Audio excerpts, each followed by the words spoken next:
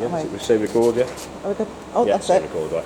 So what we do when we first get to site, obviously you need to get your caravan onto the pitch, and you're checking for level side to side when you first put it onto the pitch. So if it isn't level side to side, obviously you're going to need to lift the one side that's lower. Okay, usually the way to do that is by using leveling blocks, or you can get these plastic wedges like ramps. Yeah, I've seen them. So the best thing to do is leave it attached to the car to start, because you're not going to push it physically up these ramps. So it's best to use the car. So what you can do is back it onto the pitch a bit further back than you normally want it, so obviously as long as there's no obstructions at the back of it. Yeah. Then you put the ramp underneath the one wheel that's lower. Obviously spirit level could be useful at this point because you can check how level it is. And all you do is using the car, drive forward slowly, and it'll just obviously go up the ramp and level it.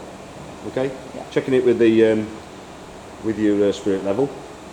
So once you've got it level side to side, what you then can do then is get the car obviously unattached from the new caravan. So first things first, handbrake on. Okay, then what you do is lift that handle. It will lock in this position, but obviously when you toe ball it won't lock in, it'll just drop down again. So hold it up, wind it up using the jockey wheel until it's off the ball. And you can drive the, obviously make sure you disconnect everything else, which is your breakaway cable and your electrics from your car. Then drive your car out of the way. Next thing you need to do is level it front to back. So you do again, get the spirit level facing this way.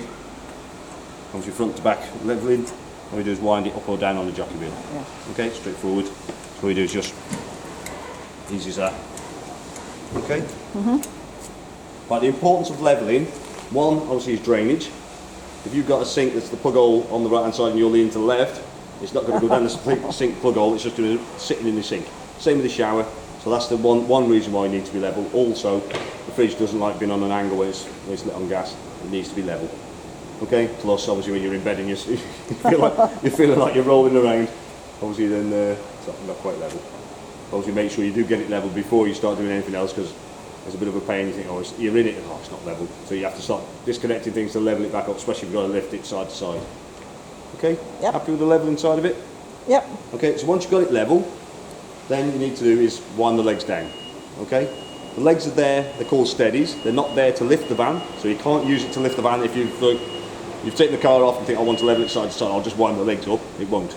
It may do, but the chances are you're going to bend the chassis by trying to attempt to do it with the legs. So don't do it with the legs. Also, don't use the legs if you've got a puncher either. Okay, so it's not a jacking system. All it is to steady it. And if you can see, I've got the ones down at the back. That's get at least one down at the back if you're going to get into the van. Because if you don't get any legs down, it's obviously the likelihood of it's going to tip up like a seesaw. Okay, Yeah. I'm just going to find my angle so I can stay.